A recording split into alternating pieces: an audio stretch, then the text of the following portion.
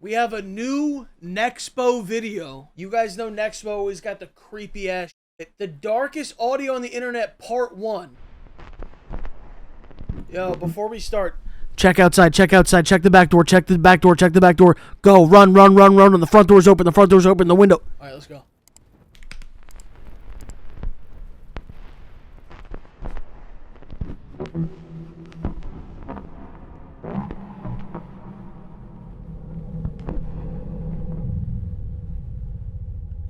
Dude, can we just...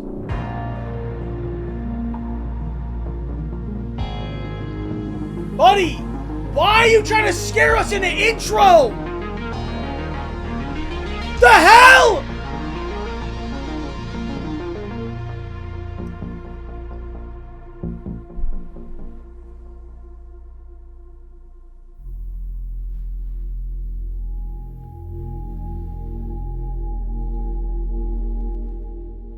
There's something inherently eerie about an audio recording. The idea of listening in on a horrifying incident, a freak accident, a glance into someone's life that feels so close, yet so incredibly distant.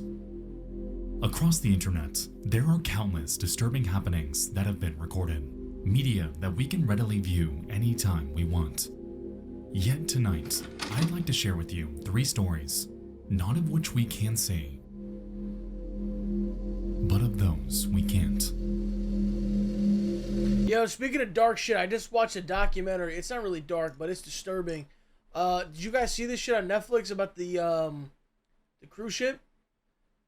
All those people were stuck on the cruise ship. There was shit, piss, diarrhea floating around. There was no AC. There was no electricity. You guys saw this shit? Go watch it on Netflix. It's called The Poop Cruise. These guys were stuck on the ship. It was like 4,000 passengers. They ran out of food. They were making lettuce sandwiches. People were sleeping outside. It was disturbing, bro. Anyway, let's go.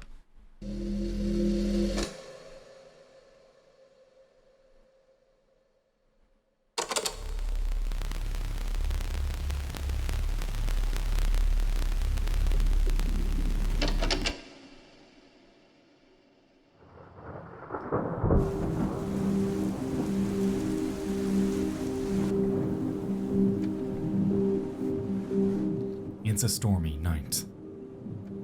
August 24th, 2019. A woman named Deborah Stevens is out delivering newspapers before the world begins to wake. It's loud and intensely dangerous. As she's driving, her car suddenly begins to hydroplane. Yet instead of regaining control, the waters around her rapidly rise, sweeping her car off the road and pinning it against nearby trees. Realizing that she's in danger, she immediately calls her mother-in-law, panicking, pleading for any sort of help. She's informed to call the police. Surely emergency services can help her out of this, right?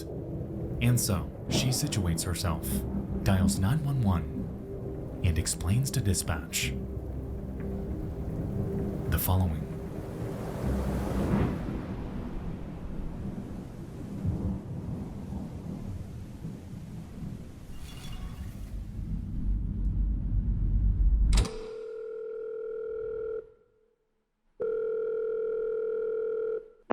Where's your emergency?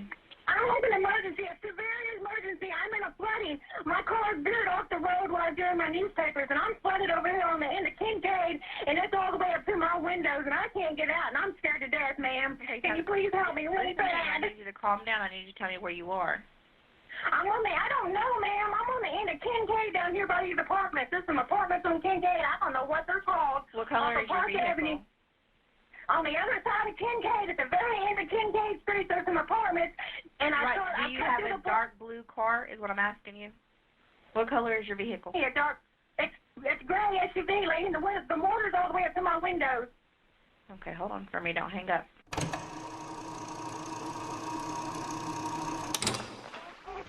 Am I not on the phone with you trying to get you some help? Yes, but I Okay, need so stop. somebody to get me out before I die. I'm sorry. You're not going to die. I don't know why you're freaking out. It's okay. I know the water... You're not gonna die. What if she can't swim, ma'am? What if she can't get out of the car? What do you mean you're not gonna die? I understand trying to calm someone down, but that doesn't sound like you're calming her down. Sounds like you're getting a fucking attitude with someone who's stuck in a car that's about to be completely submerged underwater. level is high. I understand that, but you freaking out doing nothing but losing your oxygen up in there, so just calm down. But are they not going to come get me? You said what? I'm sorry? When are they going to be here? As soon as they get there.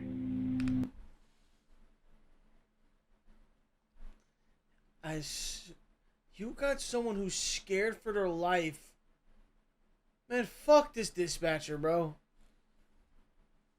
Well, how long is that going to be before I die? Yeah, I know. As Deborah pleads for her life, Tell me she lived. it starts to become evident that the operator, a woman named Donna Renault, is... You fucking son of a bitch.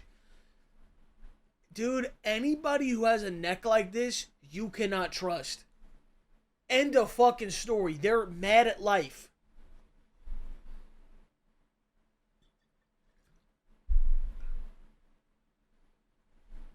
Guys,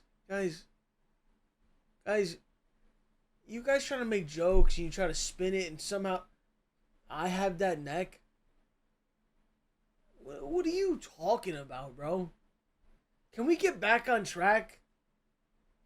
Jesus Christ, dude. This is pure insanity, bro. A person is literally on the verge of dying. They could die. And you're just treating them like shit.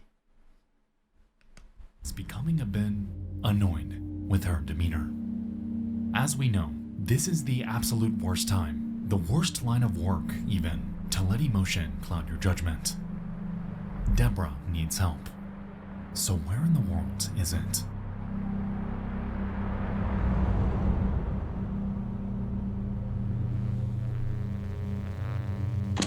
Man, it's getting all the way up to my chest, and I know the water's up to your chest. Just stay on the phone with me, and I have an officer and the fire department coming out to you. So just hold on, okay? Thank you. I'm sorry if I'm rude, but I'm You're scared. not being rude. I know you're scared. Just calm down for me. I'm scared. I've never had anything like this happen to me before. Well, this will I'm scared. teach you next time. Don't drive in the water.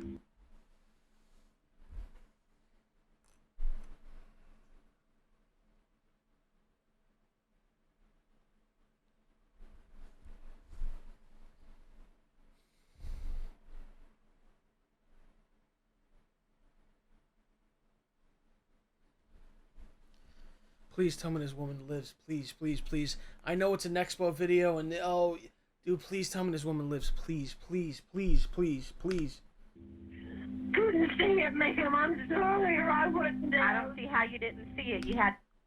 You fucking bitch. You fucking bitch. You fucking You fucking You're sitting here. The woman is about to die. Yo, fuck this lady, bro. had to go right over it, so... No, ma'am. I was in the truck. I was in the parking lot. There was no water where I was at. Okay. And when I got to the end of the parking lot, I was looking for the road to get out into the main road. When I got to the main road, it was too late. There was water, and I couldn't see it fast enough. The water just didn't appear.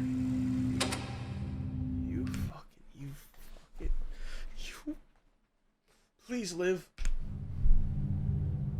As this call continues, it's evident that Renault isn't taking her seriously.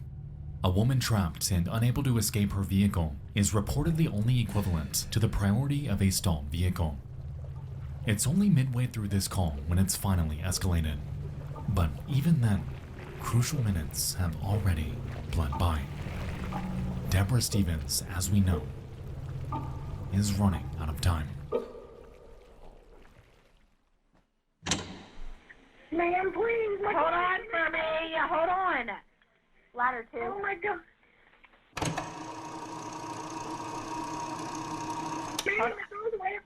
Okay, I know. Listen to me. They are in the area. They are trying to find you. They cannot find you right now. I'm trying to ping where you are, so do not hang up because this 911 call is helping me ping your location. So don't hang up on me. Okay, where are you moving to? Tell me where it's going.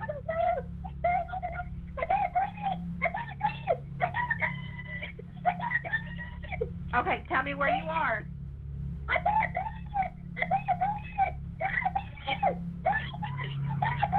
Listen to me. Hold on.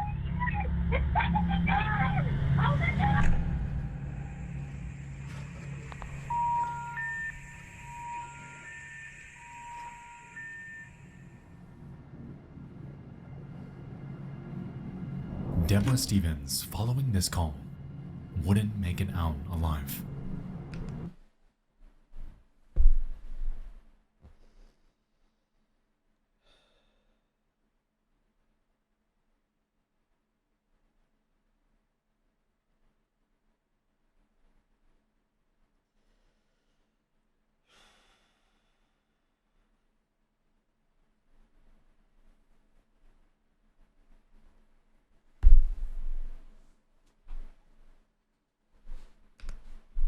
And her vehicle, a tomb, swept away in one of the most heartbreaking freak accidents that I have ever listened to. About 10 minutes after this call ended, rescuers were finally able to make their way to her. However, by then, it was far too late. As it turned out, she had drowned inside, and a mother, a daughter, a friend who was simply out delivering newspapers to the public had undeservingly lost her life.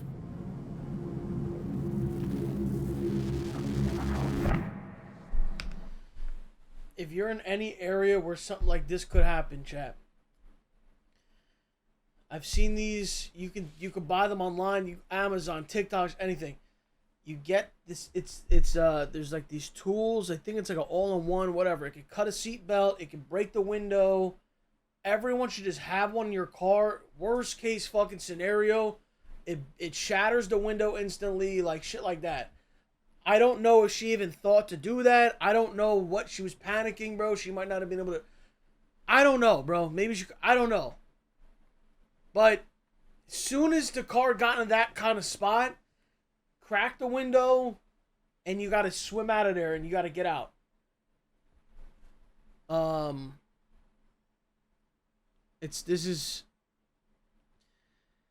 It's so awful because her last moments, she was treated like shit,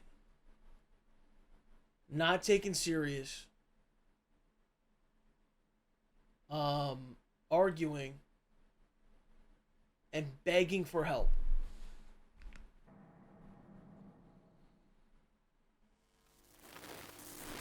R.I.P. to her. R.I.P. to her, and prayers to her family. Next tonight, the 911 outrage. A dispatcher on her final shift, taking a call from a woman stranded in her car as floodwaters rise. She panics, but it's what the... In the following months, it was found that Donna Renault was coincidentally working her final shift after having submitted her 2 weeks' notice 13 days prior. To call it like it is, she displayed a remarkable lack of compassion towards someone in such a dire situation, constantly scolding and belittling Deborah in the final moments of her life. Never once did she render any sort of legitimate advice to keep her from panicking.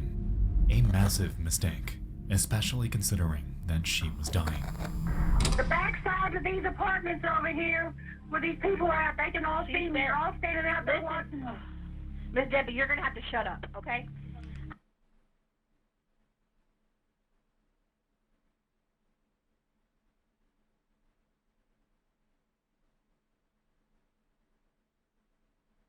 Okay, bro.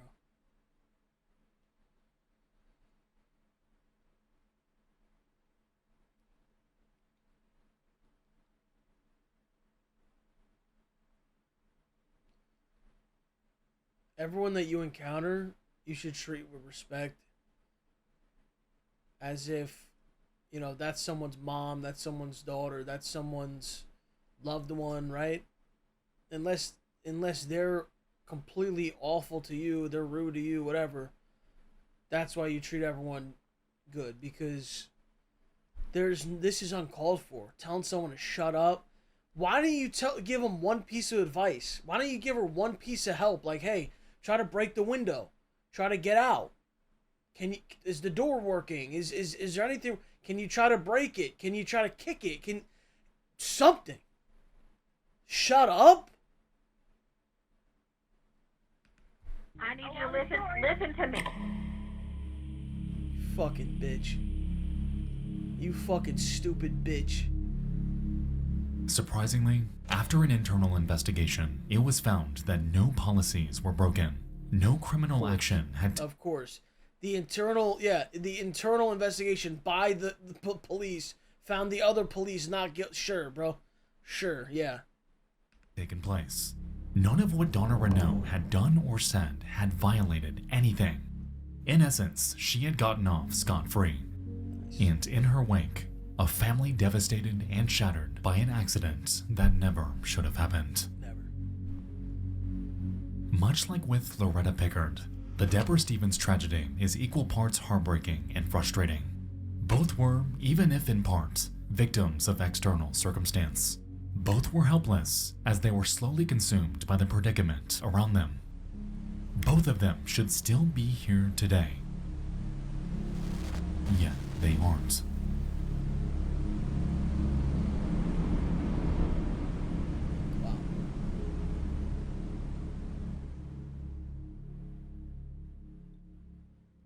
We'll return after these messages. All right, guys. All right, NEXPO, we get it, bro. What are you selling us today? I've tried that shit. It's whatever.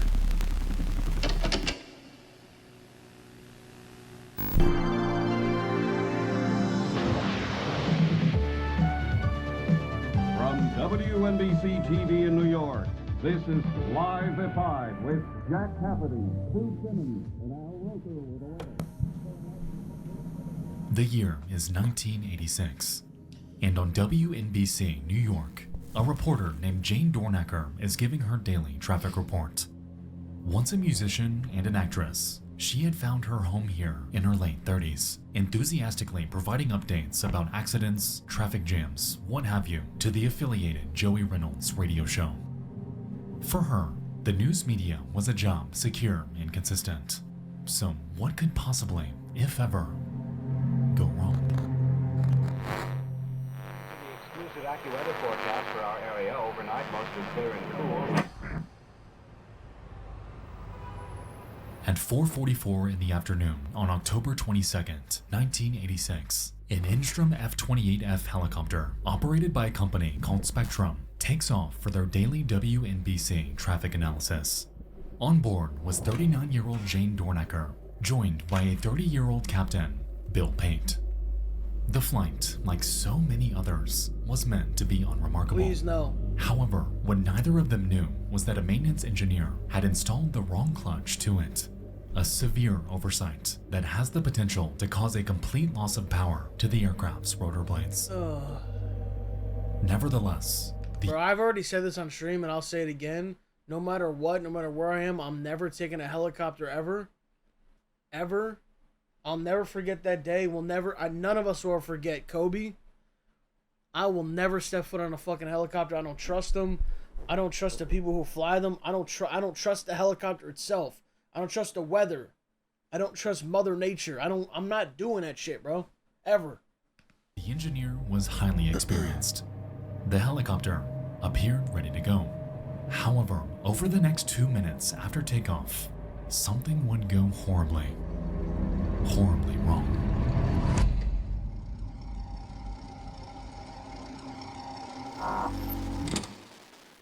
Okay, here's Jane Dornacker now on the helicopter.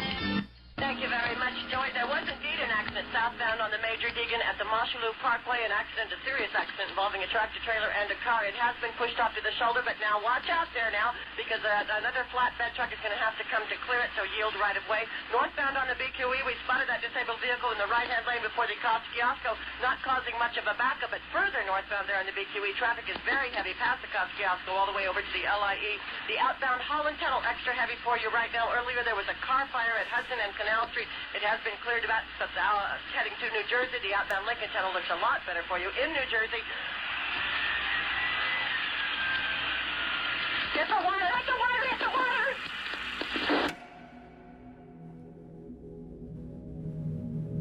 At this moment, the helicopter had struck the chain link fence of a nearby pier after rapidly nosediving and had crashed into the Hudson River. And stunned and completely confused, Joey Reynolds continues in hopes of quelling panic. Okay, we're going to play some music here, I think. Find out what's going on with the helicopter. There's something happened there. It's 5:15, 16 till 5 on WNBC on the Joey Reynolds Show. We're taking an helicopter report from Jane Dornacker. Let's check in, see how they're doing there. And then we'll come right back at you. Nothing happened with Jane. We had a helicopter report from the Encopter. Of course, you know, once before we had this happen. A few months ago, she went down in the drink. Yeah. Not she. I mean, she has a pilot. But this time she said, hit the water, something like that. So we're going to find out what's going on there, so stay tuned. We hope nothing... Say a little prayer. Hope nothing's wrong. It's really...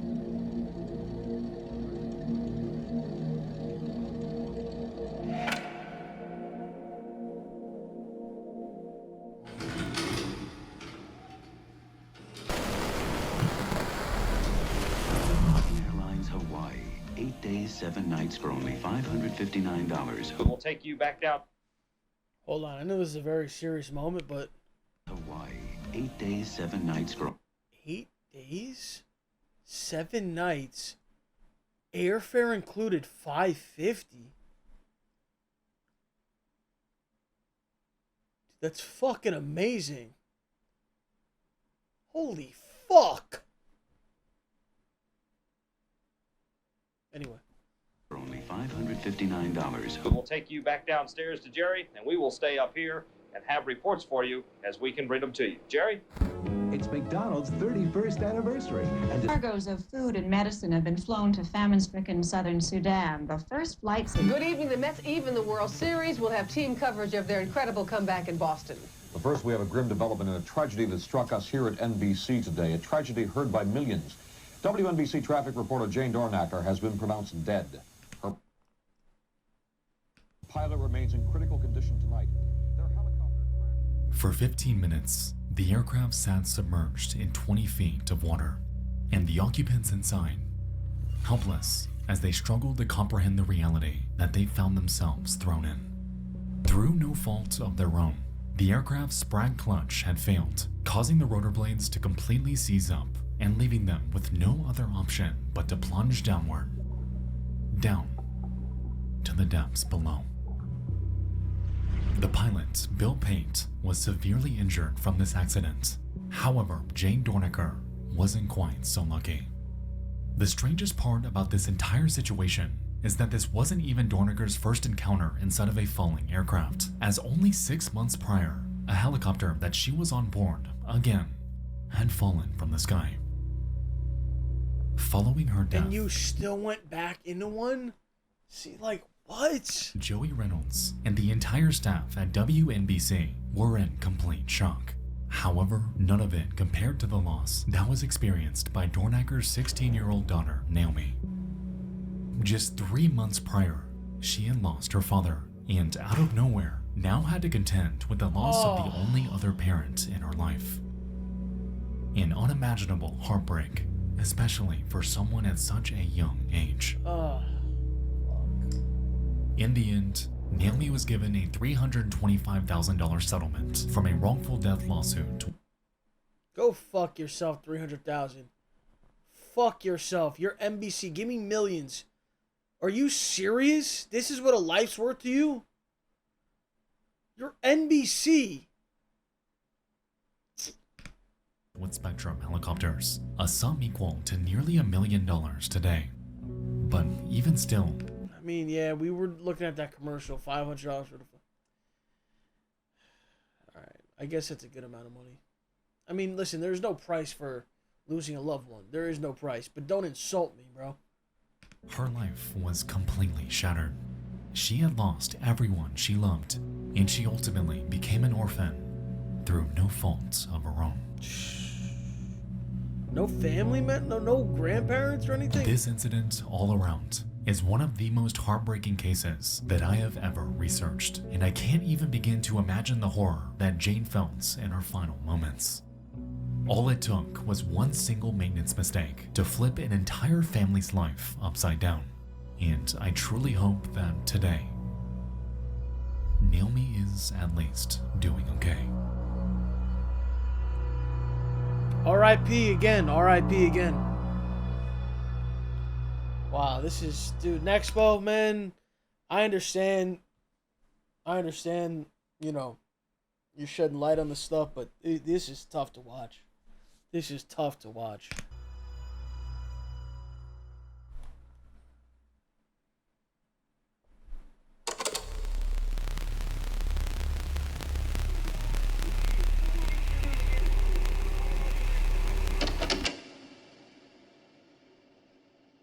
It's June 2016.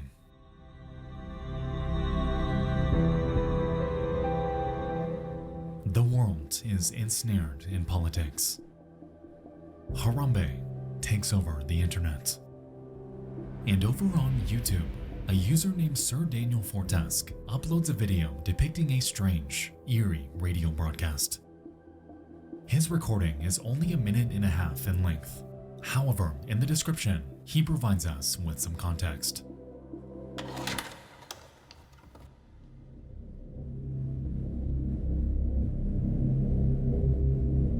My name is Cody E., and I'm a swing shift security guard at a bank management building located in Utah. Inside the security office is an old AM/FM radio that belongs to my supervisor, who listens to talk shows during his daytime shift. On June 16th, 2016, I was killing time before I got off work and began to play with the old radio. It was set to AM stations, and while turning the knob, scanning through stations, I came across a very creepy broadcast. After listening to it for about 1.5 minutes, I quickly grabbed my cell phone and began to record the audio. I could hear 2 voices during the broadcast. The first and most often heard is of a woman crying, in to me what sounds like fear or agony. While the woman's crying and speaking, you can hear faint words spoken from another woman or girl who sounds younger. I wrote down what I believe I hear the voices say in the recording, but if you hear something different or could make sense of audio I couldn't understand, feel free to leave it in the comments and tell me what you think of it. I don't post videos to YouTube normally, and I don't focus this channel on anything specific. I simply recorded this video from an experience I had at work and was asked by my friend to post the recording here. Thank you. Okay. Do we know this is real? The following is the OP's recording.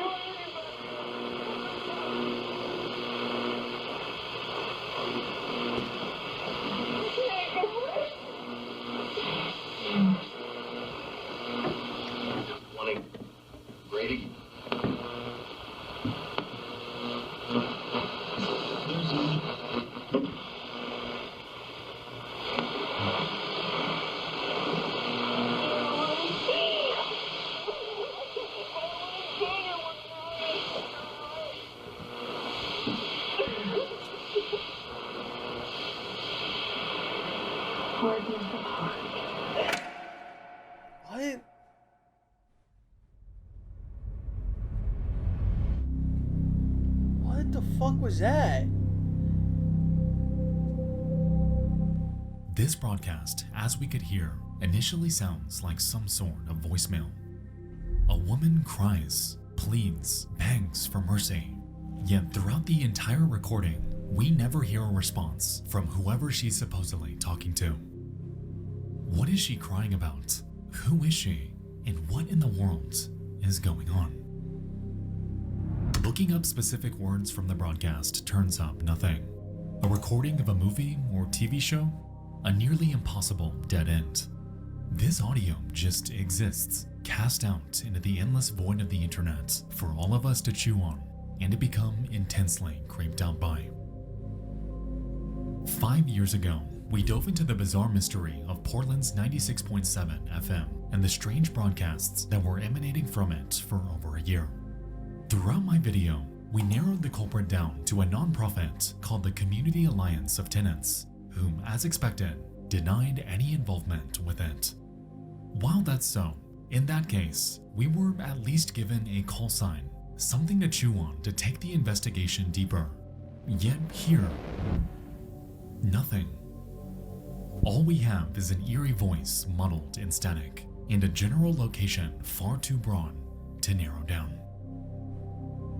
Given the nature of shortwave radio stations and how anyone can broadcast anything on them given the proper equipment, I do believe that this has the potential to be someone messing around.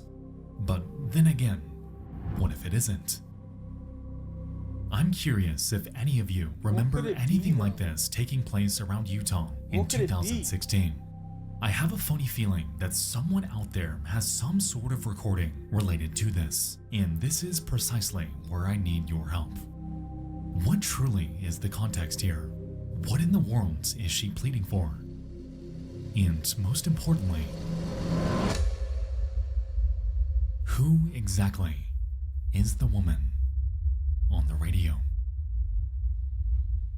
Alright, NEXPO. You got it, man. You got it, bro. Hey, good video, man. Good vid, bro.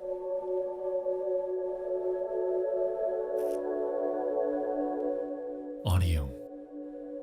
A medium so intimate, so familiar, so intensely unsettling. A frontier where we as onlookers can allow our minds to wander, filling in the gaps of long...